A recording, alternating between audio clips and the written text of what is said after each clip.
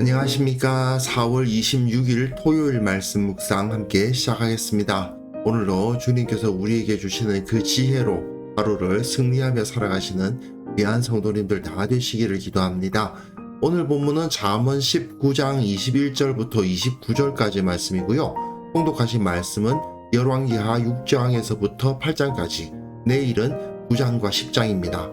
오늘 본문은 이 훈계하는 것, 우리 자녀나 아니면 아랫사람을 훈계하고 또는 벌 주는 것에 대한 지혜가 기록되어 있다고 볼 수 있는데요. 오늘 본문을 통해서 우리가 좀 높은 사람이 되었을 때 또는 자녀들 앞에서 어떻게 행동해야 되는지를 배워볼 수 있었으면 좋겠습니다.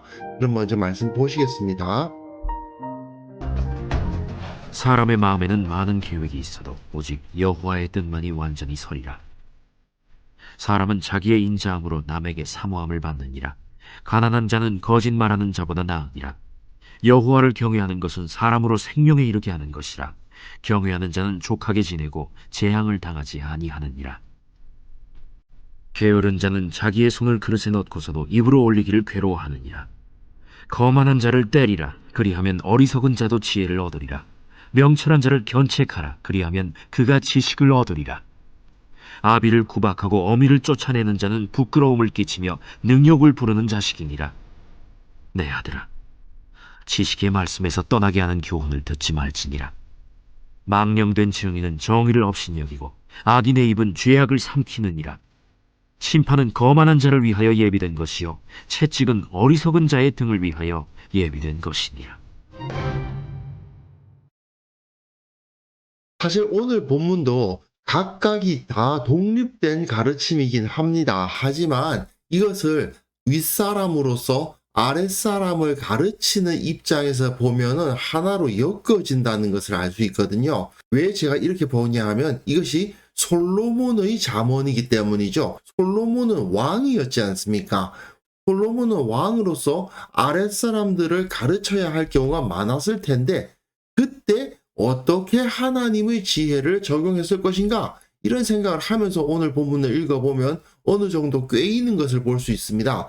무엇보다도 먼저 잠언의 기본적인 바탕이 제시가 되죠. 뭐냐 하면 여호와의 뜻만이 완전하다. 여호와를 경외하는 것이 지식의 근본이다. 이게 잠언의 모든 것의 기초예요. 하나님의 말씀을 따라야지 사람의 마음에 있는 계획을 따라서는 안 된다. 그런데 이 하나님의 말씀을 따른다는 것은 하나님을 경외하는 것이고 사람으로 생명에 이르는 것이며 우리를 족하게 하고 재앙을 당하지 않게 하는 길이다. 이것이 정답이다 이거죠. 우리가 하나님의 말씀을 따르고 하나님께 순종하면서 살아가기만 하면은 만족을 누리게 되고 재앙을 당하지 않는 힘든 일을 피할 수 있다. 이것이 기본적인 잠언의 틀인데 그 가운데에서 여호와 하나님의 뜻만을 따라야 된다.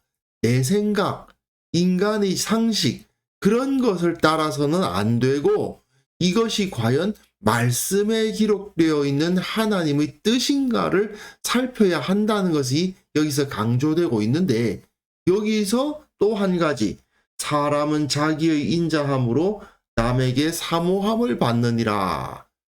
하나님의 뜻을 아는 사람이 다른 사람에게 영향력을 주는 가장 대표적인 방법은 그 인격으로 감화하는 거죠. 하나님의 뜻에 순종한다고 해서 무조건 높은 사람이 되는 것도 아니고요. 무조건 강한 사람, 무조건 부한 사람이 되는 것도 아닙니다. 사회적으로 높은 지위에 올라가는 사람이 전부 다 여호와 하나님의 뜻에 다 순종하고 있다고 볼 수도 없습니다.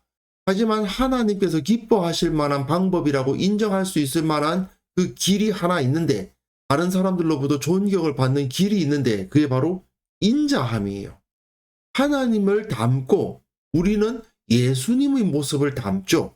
그래서 그 인격을 따라가기 때문에 그 인격을 사람들이 존경하게 되어 있습니다. 그래서 가난한 자는 거짓말하는 자보다 낫다고 되어 있는데 특히 그 인격 중에서 제일 중요한 덕목이 뭐냐? 정직이에요. 가난하다는 것은 사회적으로도 낮다는 뜻 아닙니까? 사회적으로도 낮고 다른 사람의 존경을 받기도 쉽지 않은 자리에 사실은 있는 사람입니다. 하지만 거짓말하는 자, 정직함이 결여된 자들은 그가 아무리 높은 위치에 있고 강한 권세를 가지고 있다 하더라도 존경을 받을 수가 없어요. 하지만 가난하지만 정직하다면 차라리 그 사람이 존경을 받을 가능성이 높다는 것이죠. 자, 이러한 기본적인 원칙을 가지고 이 본문을 한번 읽어보시기 바랍니다. 거만한 자를 때리라. 어리석은 자도 지혜를 얻을 것이다. 명철한 자는 견책하라. 그리하면 그가 지식을 얻으리라 되어 있습니다. 거만하고 어리석은 자는 강하게 벌을 주라는 뜻이고, 명철한 사람이라 하더라도 견책한다는 것은 좀 잘못하는 것이 있으면 훈계를 해줘야 된다는 겁니다. 거만하고 어리석은 자는 강하게 벌을 주고, 그리고 명철한 자는 강하지 않는다 하더라도 그가 잘못된 것이 있으면 그것에 대해서 말을 해줘야 된다. 그리고 심판은 거만한 자를 위하여 예비된 것이요 채찍은 어리석은 자의 등을 위하여 예비되었다. 그래서 솔로몬은 자기 자녀나 아랫사람 중에서 잘못된 모습을 보이고 있는 사람들을 벌하는 것은 마땅하다고 주장을 해요. 거만한 자, 어리석은 자를 때리지 않고 명철한 자라 하더라도 잘못 가고 있는데 그 사람을 훈계하지 않으면 그들이 완전히 버려진다고 보는 겁니다. 그러니까 적절히 훈계하고 꾸짖어서 지식을 얻게 하고 바로 잡아줘야만 그 사람을 위하는 길이 된다. 이렇게 솔로몬은 가르치고 있습니다. 특히 우리가 자녀를 대한다든지 또는 아랫사람들을 대함에 있어서 이러한 태도를 가져야만 되는 거죠. 잘못된 길로 가고 있는데, 잘못된 선택을 하고 있는데 분명히 내가 싫은 것이 아니라 저건 하나님의 길이 아닌데 그렇게 하고 있다면 지가 알아서 하겠지 하고 내버려 두어서는 안 된다. 그리고 특히 어떤 자들을 경계해야 되느냐? 첫 번째는 게으른 자예요. 솔로몬은 참 이 게으른 자 싫어합니다. 게으른 자는 자기의 손을 그릇에 넣고서도 입으로 올리기를 괴로워한다. 이 좀 재밌죠? 빵 먹으려고 손을 집어넣고도 그 빵 들고 입으로 가져가는 것도 귀찮아하는 자들이 있다라고 좀 과장법을 써서 비난하고 있는 거죠. 솔로몬은 게으른 자에게 개미에게 가서 지혜를 배우라고까지 했잖아요.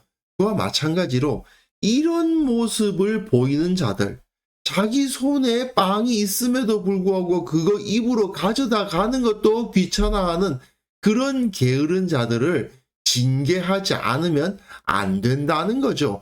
그리고 물론 거만한 자, 어리석은 자도 있는데 아비를 구박하고 어미를 쫓아내는 자, 이걸 조금 확장시키면 권위를 인정하지 않는 자예요. 그 사회에서 마땅한 권위가 있는데 그 권위에 대해서 전혀 인정하지 않으려고 하는 자들이 있는데 이런 자들은 부끄러움과 능욕을 경험할 수밖에 없다라고 가르치면서, 그리고 또 솔로몬이 벌해야 된다는 사람이 망령된 증인, 악인의 입인데 거짓말하는 자들이에요. 솔로몬은 정직하지 않은 것에 대해서 굉장히 공격을 합니다. 게으른 거, 정직하지 않은 거, 권위에 순종하지 않는 거, 그리고 거만한 거, 이것을 솔로몬이 정말 싫어해요. 그런 모습들을 보면서 이러한 태도를 보이는 사람들에 대해서는 명확하게 벌을 줘야 된다라고 솔로몬은 가르치고 있는 것이죠. 물론 그 모든 것 가운데 중요한 것은 하나님의 말씀, 하나님의 지식 위에 서 있는가가 중요한 겁니다. 인간적이고 죄악에 해당되는 세상적 가치관으로 다른 사람을 교훈하고 훈계하면 당연히 안 되죠. 여기 지식의 말씀에서 떠나게 하는 교훈, 이런 것은요, 들으면 안 되니까. 거짓된 교훈은 들어서는 안 된다. 하지만 게으르고 거만하고 어리석고 불효하고 거짓말을 하고 악하게 행동하는 거, 이런 자들에 대해서는 명확하게 무엇이 잘못되었는지를 보여주고 벌하고 바로 잡아야만 한다. 이렇게 솔로몬은 가르치고 있습니다. 사실 가정에서 자녀 훈육하기 또는 직장에서 아랫사람들에 대해서 싫은 소리 하는 거 쉬운 일 아니지요. 자녀들 훈육하는 거 참 마음 아플 수도 있지 않습니까? 그리고 아랫사람에게 뭐라고 하는 거 마음 편한 일은 아닙니다. 하지만 참된 지혜자는 그저 듣기 좋은 소리만 하는 사람이 아니라는 것을 우리는 기억할 필요가 있습니다. 부모의 입장에서 자녀를 훈육해야 되고요. 상사의 입장에서 부하 직원들을 가르쳐야 됩니다. 어쩔 수 없이 싫은 소리 해야 할 때가 있고 그렇게 해야 한다는 것을 우리가 받아들일 수 있어야 되겠죠. 그런데 그 모든 것 가운데 우리가 그리스도인으로서 모범이 되기 위해서는 평소에는 그 심성의 인자함, 하나님 앞에서 정직함, 거룩함 이런 것을 나타낼 수 있어야 되지 않겠습니까? 평소에 존경을 받는 사람이 나에게 뭐라고 훈계를 하고 바로잡으라고 꾸짖으면 그게 잘 들린단 말이죠. 아, 내가 잘못했구나 하고 깨닫게 되는데 그렇지가 않고 존경할 만한 모습을 가지고 있지 않은 사람이 단순히 자기가 나이가 많다고 자기가 권세를 가졌다고 이러쿵저러쿵 가르치는 말을 하면 사람들이 받아들이려고 하지 않지 않습니까? 전혀 덕이 되지 않죠. 그러니까 가장 기본은 내 마음을 붙들고 내 감정을 추스릴 줄 알고 나의 마음을 제어할 줄 알고 무엇보다도 내 모든 행실을 하나님의 말씀에 맞출 줄 알고 그런 상황에서 다른 사람들에게 영향력을 끼칠 수 있는 그런 사람들이 되어야 되지 않겠습니까? 그래서 이 시간 함께 기도했으면 좋겠는데요. 우리가 먼저 하나님의 말씀 안에서 내 인격이 성숙하게 하셔서 주위 사람들에게 특히 아랫사람들로부터 존경받게 하옵소서. 자녀들, 아랫사람들을 가르치고 훈계할 때에 지혜가 나타나고 하나님의 말씀 위에 서게 하옵소서. 함께 기도하는 시간 가졌으면 합니다.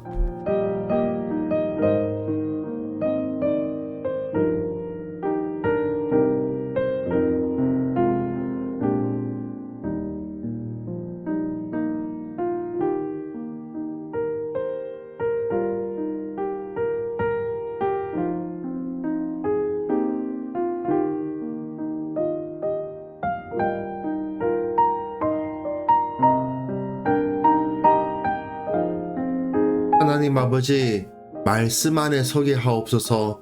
성숙한 인격을 갖게 하옵소서. 주위 사람들, 아랫사람들에게 존경받을 수 있는 자가 되게 하여 주옵소서. 내가 말씀 위에 먼저 서고 무엇이 옳고 무엇이 그른지를 가늠할 수 있는 지혜를 가져서 다른 사람들에게 영향력을 끼칠 수 있는 자들이 되게 하여 주옵소서. 특별히 우리 자녀들, 아랫사람들을 가르치고 훈계할 수 있는 사람이 되게 하시고 무엇보다도 그 가운데 지혜를, 하나님의 지혜를 발휘할 수 있는 자가 되게 하여 주옵소서. 주님, 특별히 내일 거룩한 예배로 주님 앞에 나아갈 때에 주님의 말씀이 온전한 능력으로 임하게 하시고 우리가 주님의 말씀으로 훈계를 받아서 우리가 우리의 삶을 바로잡는 그런 역사가 나타날 수 있도록 주께서 우리의 예배 가운데 은혜를 허락하여 주옵소서. 하나님 아버지, 오늘 하루 우리가 살아가는 그 모든 삶 가운데에서 주님의 지혜가, 주님의 능력이 임하기를 기대합니다. 우리를 붙들어 주시고 하나님을 바라보게 하시고 늘 주님께 기도하고 주님을 의뢰할 줄 아는 자가 되게 하여 주옵소서. 그것을 통해서 우리의 삶이 실로 형통하다, 실로 풍요롭다 고백할 수 있는 그런 하루가 될 수 있도록 주께서 은혜를 베풀어 주시기를 원하옵나이다. 주께서 우리와 함께 해주실 것을 믿사옵고 예수님의 이름으로 기도합니다. 아멘.